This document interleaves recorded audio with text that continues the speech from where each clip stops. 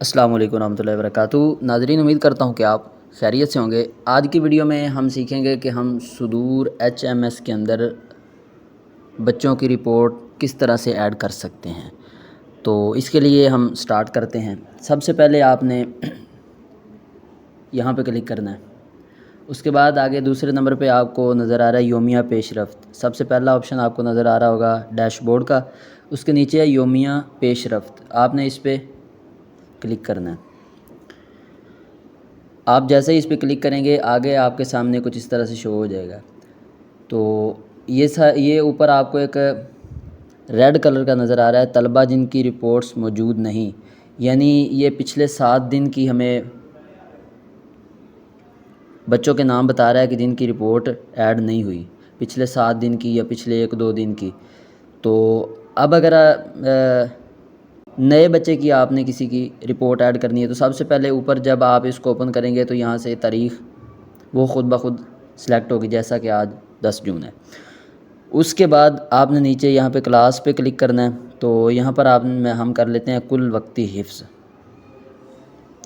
اس کے بعد نیچے طالب علم کا نام پوچھ رہا ہے،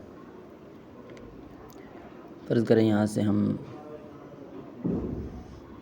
زمام کر لیتے ہیں۔ اس کے بعد نیچے آ جائیں، یہ آپ کو یہاں پر ایک نظر آ رہا ہوگا نصاب، حفظ قرآن پلس اور سمارٹ تجاویز وغیرہ۔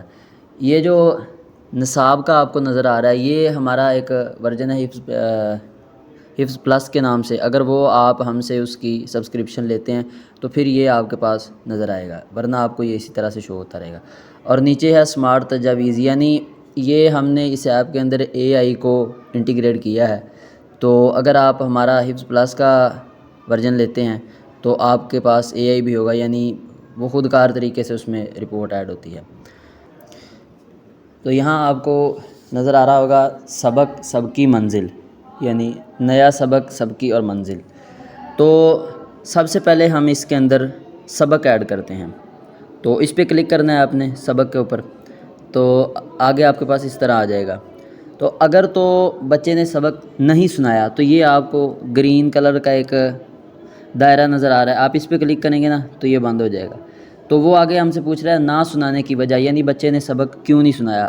آگے آپ اس پہ کلک کریں گے نا، وجہ منتخب کریں، تو وہ آگے آپ سے پوچھے گا کہ طالب علم غیر حاضر، سبق یاد نہیں، استاد کا عذر، عوامی تعطیل، ادارہ جاتی مسئلہ، دیگر، یعنی ان میں سے کس وجہ سے بچے نے سبق نہیں سنایا۔ تو آپ یہاں سے وہ وجہ سلیکٹ کریں گے۔ اور یہاں کچھ اگر نیچے یہاں آ رہا ہے اضافی تفصیلات شامل کرے، اگر آپ کوئی یہاں پر چیز شامل کرنا چاہتے ہیں وہ آپ کر سکتے ہیں۔ تو ہم اس کو آن کرتے ہیں اور ہم یہاں پر بچے کا سبق لکھتے ہیں۔ فرض کریں سبق کا انتخاب 1 یا زیادہ پارے منتخب کریں، یعنی بچے کا کون سا پارہ ہے یہاں سے ہم وہ سلیکٹ کرتے ہیں۔ تو فرض کریں یہاں پر ہم اس کا پارہ سلیکٹ کر لیتے ہیں حامیم۔ اس کے بعد وہ نیچے ہم سے صورت پوچھ رہا ہے، جیسا ہی آپ صورت پہ کلک کریں گے نا تو حامیم پارے کے اندر جتنی صورتیں آ رہی ہیں وہ یہاں پر آپ کو نظر آ جائیں گی۔ تو فرض کریں اس نے سورہ محمد سنائی ہے، یہ میں آپ کو ایک سمجھانے کے لیے کر رہا ہوں۔ پھر وہ آگے ہم سے پوچھ رہا ہے آیت نمبر سے لے کر آیت نمبر تک، یعنی کس آیت سے لے کر کس آیت تک بچے نے سبق سنایا ہے۔ تو یہاں پر ہم لکھ دیتے ہیں 5 سے لے کر 15 تک۔ اس کے بعد وہ ہم سے فی الحال ہو سکتا ہے یہ چیزیں آپ کے پاس نظر نہ آ رہی ہوں، یہ صفحہ نمبر 17 رکوع حزب وغیرہ، تو اگر آپ یہ بھی یہاں پر لکھنا چاہتے ہیں تو لکھ سکتے ہیں۔ یہاں پر آپ اس کا صفحہ نمبر لکھ سکتے ہیں۔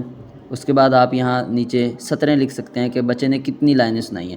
صفحہ نمبر فرض کریں میں لکھ دیتا ہوں 445۔ یہاں پر ہم لکھ دیتے ہیں 10 لائنیں سنائی ہیں، اور رکوع کون سا ہے اور حزب کون سا ہے، یہ ساری چیزیں۔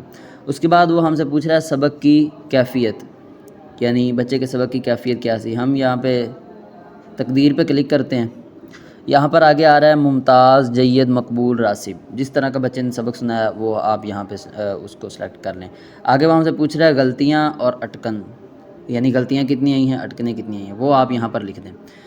اس کے بعد وہ ہم سے پوچھ رہا ہے سننے والے کی قسم منتخب کریں، یعنی بچے کا سبق استاد نے سنا ہے یا بچے کا کسی اس کے دوست نے سنا ہے، ساتھی نے سنا ہے۔ تو اگر آپ استاد کا کلک کریں گے تو نیچے وہ ہم سے پوچھے گا کہ سننے والے کا نام منتخب کریں، یعنی کتنے اساتذہ ہیں ان کے نام نیچے آ جائیں گے، جیسا کہ یہاں پر کلیم اللہ نور احمد آ رہا ہے اور ابرار الحق آ رہا ہے۔ اگر ہم یہاں پر سلیکٹ کرتے ہیں کہ ساتھی طالب علم، تو پھر یہاں پر پوری کلاس کے بچوں کے نام آ جائیں گے، یعنی اس نے کس کو سبق سنایا ہے۔ تو سبق زیادہ تر استاد محترم جو ہے نا خود ہی سنتے ہیں، تو یہاں سے ہم قاری برار صاحب کو سلیکٹ کر لیتے ہیں۔ لے جی، یہ بچے کا سبق مکمل ہو گیا، سبق ایڈ ہو گیا۔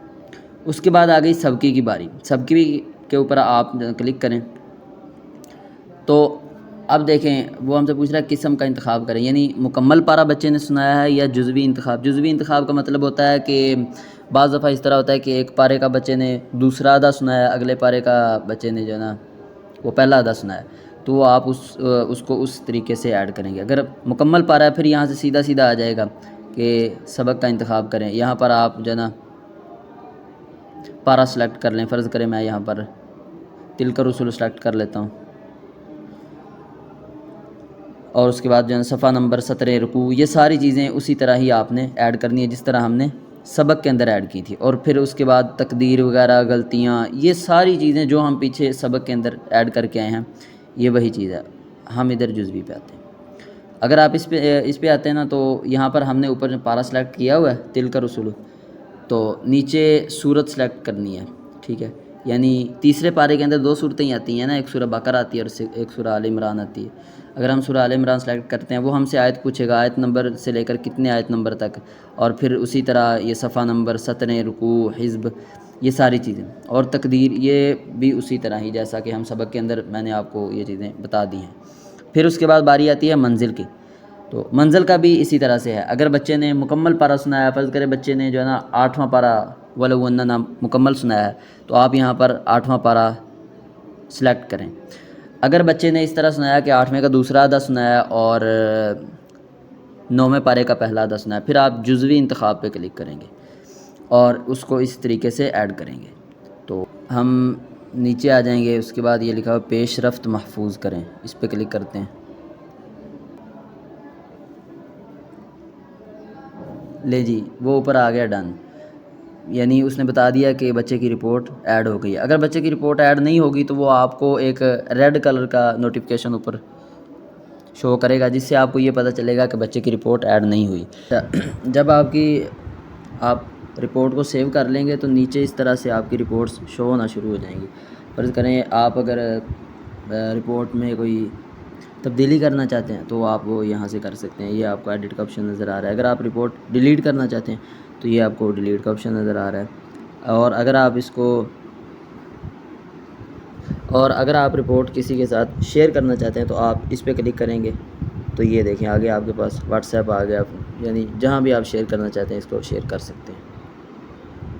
کہ آپ کو آج کی ویڈیو کی سمجھ آ گئی ہوگی۔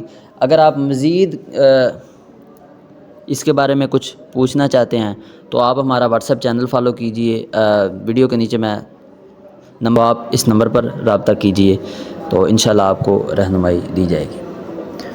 تو ملتے ہیں ایک نئی ویڈیو کے ساتھ، اللہ حافظ۔